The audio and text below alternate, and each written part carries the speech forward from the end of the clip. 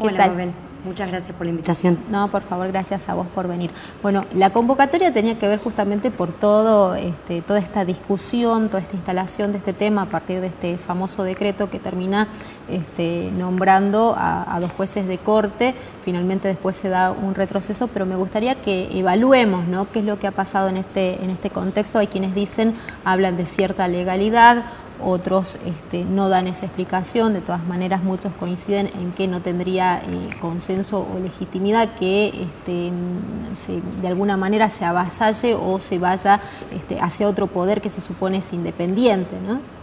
Sí, acá hay varias aristas, ¿no?, que considerar. En primer lugar, si nosotros hablamos desde el punto de vista específicamente legal y constitucional, la Constitución lo que hace es hablar en el artículo 99 de las atribuciones del presidente. Cuando habla de las atribuciones del presidente, considera una serie de facultades que puede realizar. Ellos, el gobernador, el presidente de la Nación, lo que hace es ampararse en el inciso 19, que establece que va a poder nombrar a los miembros a empleos, llenar las vacantes de los empleos que requieran el acuerdo del Senado cuando esté en receso.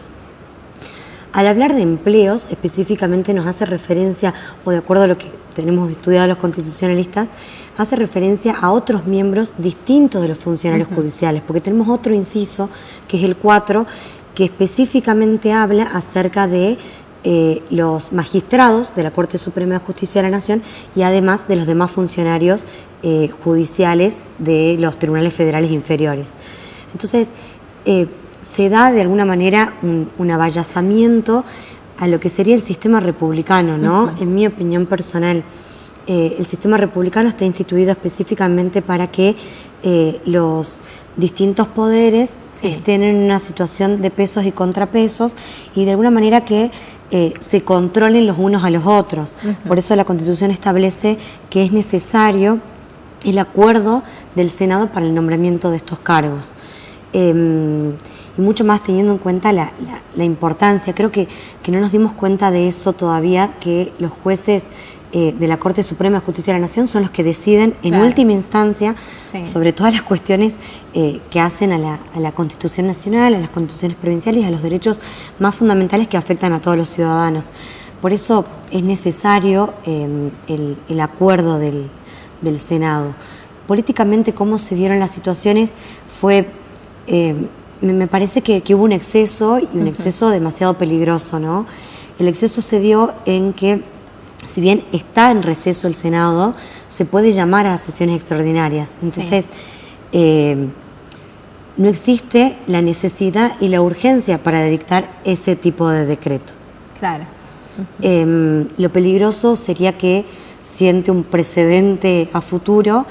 Tengamos en cuenta que este artículo o este inciso del artículo 99 de las atribuciones del presidente no se utiliza desde la época de Mitre. Entonces, podría ser utilizado en contexto de dictadura, pero nunca en un sistema democrático. Entonces, me parece que es sumamente grave. Es alarmante, digamos, que es como un punto a tener en cuenta, más allá de, como decíamos, se retrocedió en esto, digamos, se van a tratar de hacer los pasos formales como se debería ahora, pero porque también hubo un cierto pronunciamiento, hubo quienes avalaron y quienes no.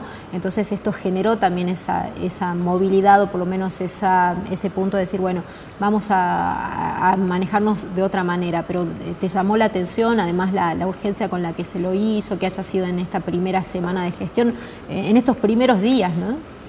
Sí, tengamos en cuenta que el presidente lleva 8 días de mandato y en esos 8 días dicta para mi visión en particular el decreto más grave que se puede haber dictado en la historia institucional de la Argentina.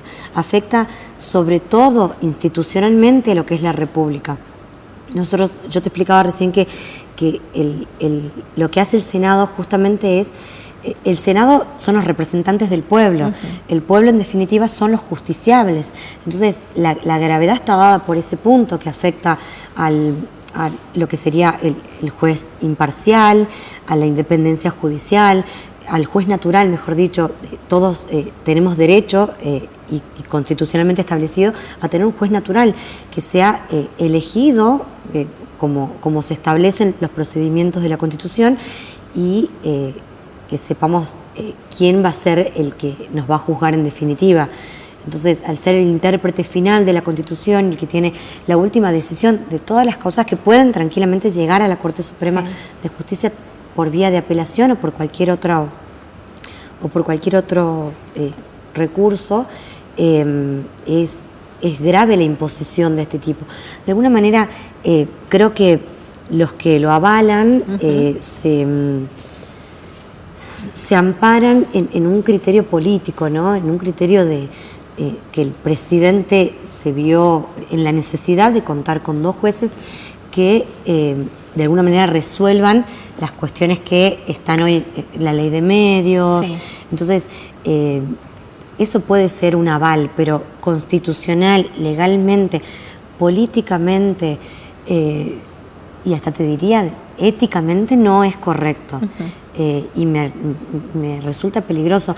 Otro punto importante es que estos 2 jueces nombrados, Rosati y Rosenkrantz, son 2 juristas impecables, o sea, son 2 doctores súper reconocidos que tienen libros. Rosati específicamente habla mucho de el control de constitucionalidad, es decir, los dos siempre tuvieron una conducta de muchísimo respeto a la Constitución, a las instituciones, a la República, a la democracia, y que hayan sido nombrados de esta manera te hace mucho ruido.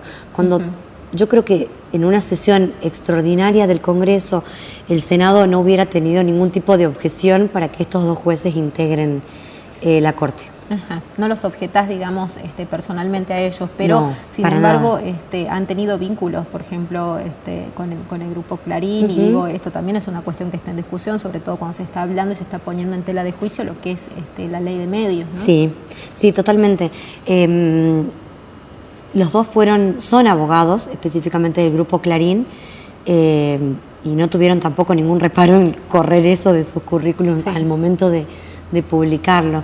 Pero yo jurídicamente, desde el punto de vista del derecho, no les puedo ejercer ningún tipo de objeción. Sí, el nombramiento y en el momento en el que se realiza el nombramiento. Cuando estamos discutiendo leyes tan importantes para la República como es esta de la ley de medios.